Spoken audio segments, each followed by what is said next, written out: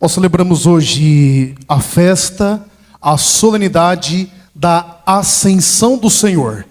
Talvez é preciso um primeiro esclarecimento entre fato histórico e sentido espiritual. Qual é o fato histórico? Jesus foi elevado aos céus, ali a conclusão da sua missão, e portanto, ele é elevado aos céus para um dia poder nos comunicar a ação e a presença do teu Santo Espírito. E qual que é o sentido espiritual? Perceba, o Senhor que assumiu a nossa condição humana, fazendo semelhante a nós, exceto no pecado, agora adentra na eternidade, e é a primeira vez que a matéria humana, a criatura, contempla o eterno. E qual que é a mensagem primordial que está dizendo aí? Nós não fomos feitos para as coisas aqui de baixo. A minha e a sua vocação é uma vocação elevada. A ascensão do Senhor mostra que a partir de agora a nossa vida tem uma perspectiva de eternidade, uma perspectiva maior, muito além das vezes da mesquinhez das coisas que nós vemos no dia a dia. Essa é a grande vocação que o Senhor tem para nós. E se olhar no Evangelho, ele aparece, ele comunica ainda uma missão e apresenta que o imperativo de todo cristão batizado é anunciar a presença, anunciar a palavra do Senhor, para que todos recebam esse anúncio e tenham a possibilidade de experimentar a salvação. Perceba, esse ide não está condicionado somente aos apóstolos, somente àqueles que vivem estritamente da palavra, mas é uma missão que todo batizado recebeu. Todo mundo aqui é batizado, sim ou não? Se não for, já bota na catequese aqui e vamos para cima. Mas você, como batizado, foi inserido em Cristo. Lembra lá que você recebeu a missão de santificar, de governar, a missão profética de pregar a palavra, e portanto nós somos responsáveis por isso. Não pensem vocês que quando chegar na eternidade vai ter um juízo só para os padres, outro para os leigos, outro para os bispos. Não é.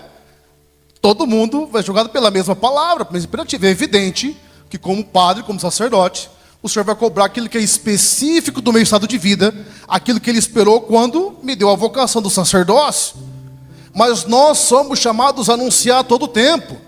Esses dias, a gente vê muita coisa na internet, tem coisa boa, tem coisa ruim, na é verdade, mesmo a nível de conteúdo, então tomar muito cuidado com o que você ouve, mesmo que se refere à palavra, porque há algumas linhas, sobretudo protestantes, que dizem que a salvação, ela é algo que predestina alguém, e portanto, há alguns que já serão salvos, e outros que já serão condenados. Não tem sentido. Por que Jesus ia assumir a nossa condição humana, ia visitar? Por que ele ia mandar pregar o mundo inteiro, se ia salvar alguns e outros não? Só é salvo, está dizendo aqui, que é batizado e crê no nome dele e vive uma vida a partir das suas promessas. Todos podem experimentar a salvação, desde que abracem essa salvação hoje e entendam que aquele que foi levado aos céus espera que um dia também nós estejamos lá com ele. Que isso tem que trazer ao nosso coração o seguinte questionamento: será que eu tenho feito tudo para que todos que estão ao meu redor experimentem essa presença de salvação? Será que a maneira como eu tenho organizado a minha vida, o Senhor olha para mim e me vê como alguém que está cumprindo um propósito? Ou melhor, será que eu já tenho consciência de quem eu sou? E sabendo quem eu sou, eu tenho caminhado para aquilo, para o cumprimento desse propósito? Se não está clara essa questão ainda no seu coração, tenha pressa de respondê-la, porque se você não sabe quem você é, não sabe quem é o seu propósito, você não vai viver plenamente aquilo que Deus tem para você, porque a gente vai caminhando de cabeçada em cabeçada, sem saber porque estamos passando pelas coisas. Isso é fundamental, gente. E nós somos uma geração que não traz muitas vezes as questões. Não traz, é ou não é? A gente começa a se preocupar com isso muito tarde. E quanto que não estamos perdendo dessa realização plena que Deus tem para nós? Porque a primeira leitura nos apresenta, não é, uma síntese do apostolado de Jesus. E é curioso que o livro de Atos dos Apóstolos tem o mesmo autor do Evangelho de Lucas. É Lucas que escreveu tanto o Evangelho quanto o Atos dos Apóstolos, que ele fala, no meu primeiro livro, ó Teófilo, ou seja, no meu primeiro livro eu escrevi tudo aquilo que Jesus fez. Agora começa a igreja que leva adiante a presença do Senhor e ele vai confirmando com os sinais. Mas, quando olhamos esse texto, perceba que, até porque eu fico imaginando, né, os anjos apareceram para chamar a atenção do povo, porque por muito menos a gente já vai querer saber o que está acontecendo na rua, não é? Eu sou de cidade pequena, filho, qualquer barulhinho tá o povo todo na esquina vendo. É. Lá ainda fica uma galera, sabe aquele povo que senta na frente de casa e fica olhando? Aquilo funciona mais do que câmera digital, sabe tudo. A hora que chega, quando não chega, é um conhecimento extraordinário. Agora, eu gosto sempre de imaginar a situação. Você imagina, só de Jesus, vamos ser sinceros, só dele ter ressuscitado. Eu conversava agora em livraria, o professor ele dizia exatamente isso. É mais fácil crer no crucificado do que no ressuscitado, é ou não é? Qualquer um de nós pode ser crucificado, sim ou não? Sim ou não? Não estou falando que vai, estou falando que pode. Agora, ressuscitar, é aí que está a questão. E o Senhor ressuscita, aqui diz o texto que por 40 dias, ele apareceu confirmando a igreja na fé. E depois que ele confirma o povo, ele passa a última vez com todos os seus, e ele é elevado aos céus. Você imaginou uma coisa dessa? Você vê o homem subindo assim, ó. E o povo já ficou assim, ó. Aí depois que foi, estava meio extasiado. O que o anjo fala? Ô, vocês estão olhando para cima aí? Esse mesmo Jesus que subiu vai voltar. E quando voltar, vai acontecer o cumprimento das promessas. O que ele está dizendo? Olha, é importante, lógico, que nós sabemos que essa imagem de lugar é só ilustrativa. Nós não trabalhamos como um lugar, somente subir. Mas o Senhor que vai, que adentra na eternidade. Mas a grande questão é a seguinte, olha, não fique olhando somente na grandiosidade desse mistério, mas olha para baixo porque há muito trabalho a ser feito. Há muitas pessoas que precisam receber esse anúncio, há muita gente a ser desperta, e esse é o trabalho de todos nós, que precisamos nos despertar na fé, para que vivamos plenamente aquilo que Deus tem para nós, algo que eu tenho lhes dito várias vezes. Quando nós falamos de realização de vida, e todo mundo aqui quer ser realizado, sim ou não? Ou seja, realizar que em outras palavras, você quer dar certo. Você quer que aquilo que você faz aconteça. Eu sempre brinco, né? Ninguém começa para fazer uma coisa, nossa, estou com a vontade de quebrar isso aqui. Não. Não é? Você faz, pode dar certo porque diversas circunstâncias, talvez não seja nem por responsabilidade direta sua, algumas coisas dão errado. Mas a gente começa as coisas para dar certo. E não há como dar certo nada em nossa vida se não reconhecemos que existe um que é Senhor, e esse conceito precisa estar muito claro.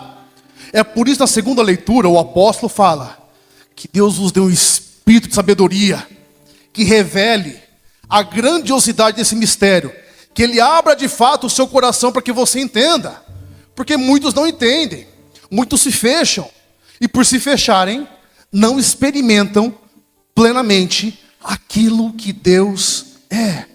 Gente, se Deus não for maior e melhor do que qualquer outra realidade humana, do que qualquer experiência humana, se Ele não estiver no sentido de felicidade e realização plena, Ele já não é Deus.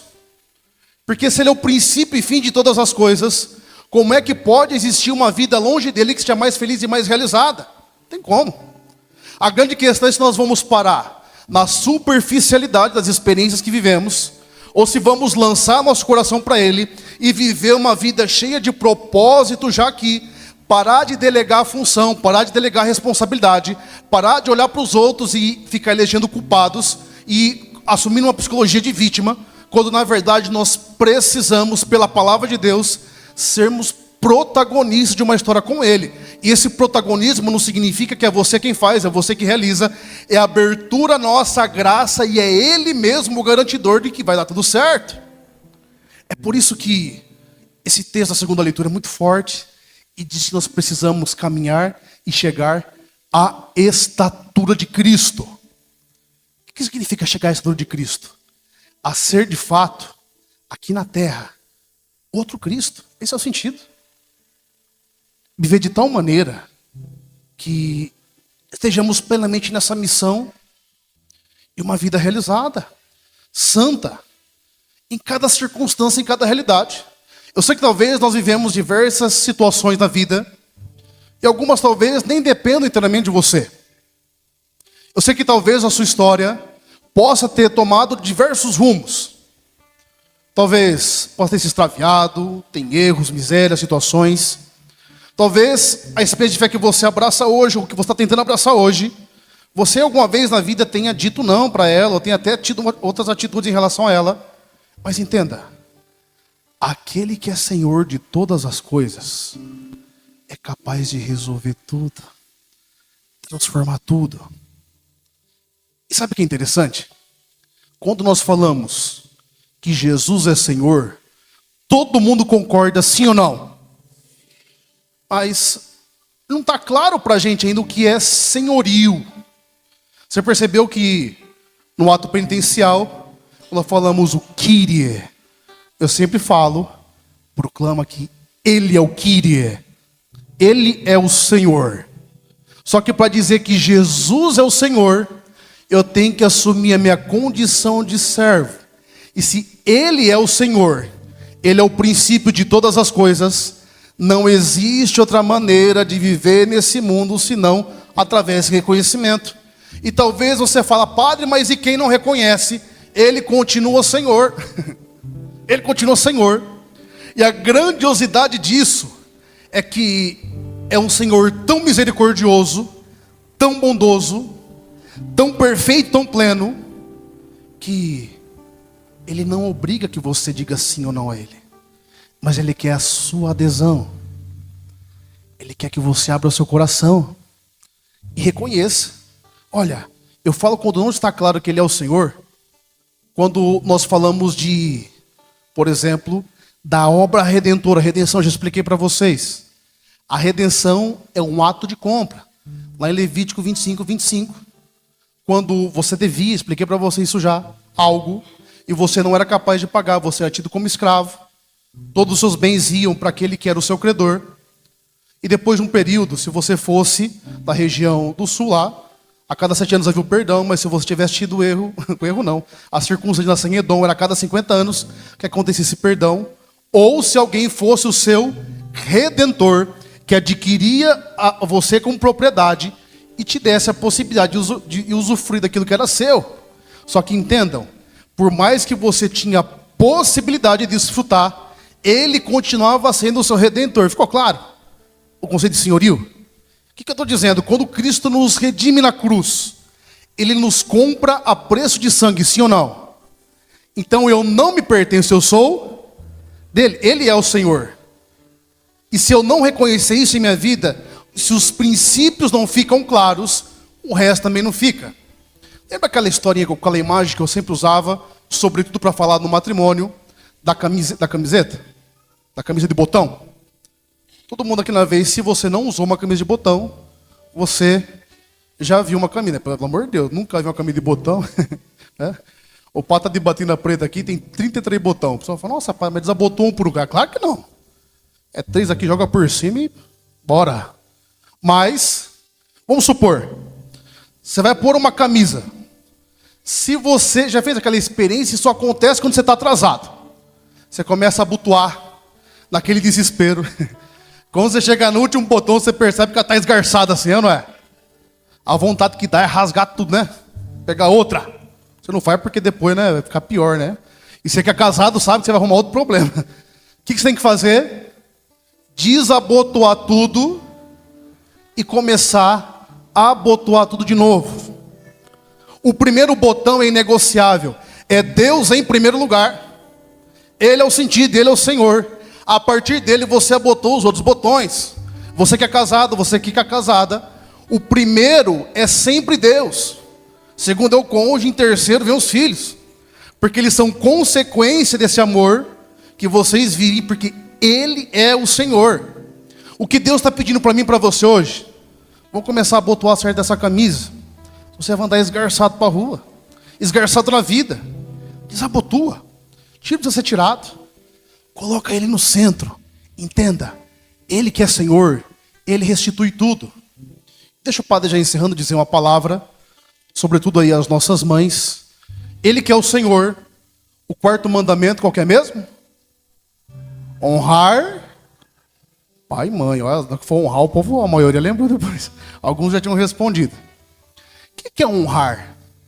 É dar distinção, deferência, é colocar num lugar de honra, de destaque. Isso que é honrar, é ou não é?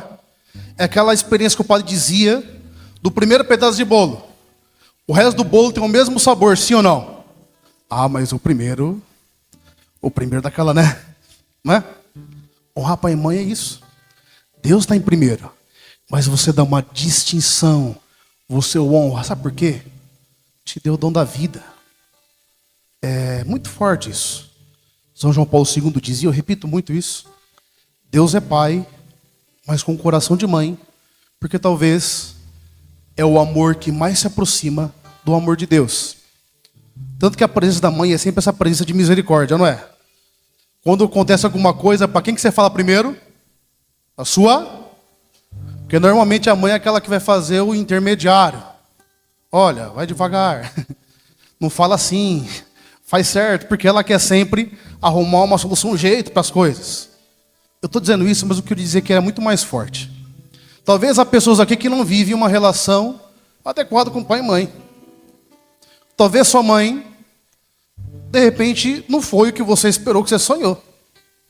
Talvez a sua mãe não esteja nem aqui hoje. Talvez esse dia está sendo um dia muito pesado para muitos de nós.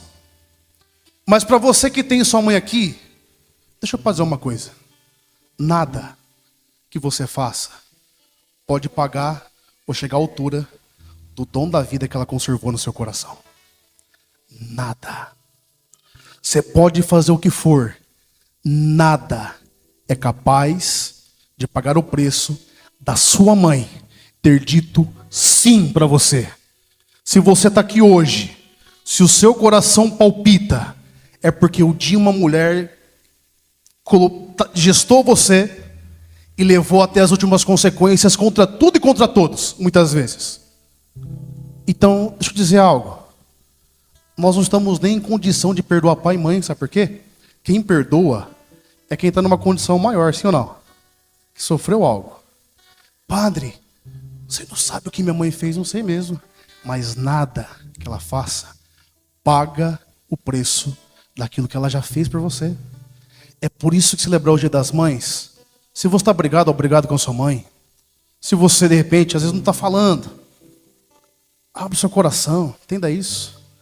Observa os princípios, o princípio que você conserva, te conserva, ao passo que o princípio que você quebra, vai te quebrar. Não importa o que aconteceu, nada vai tirar isso.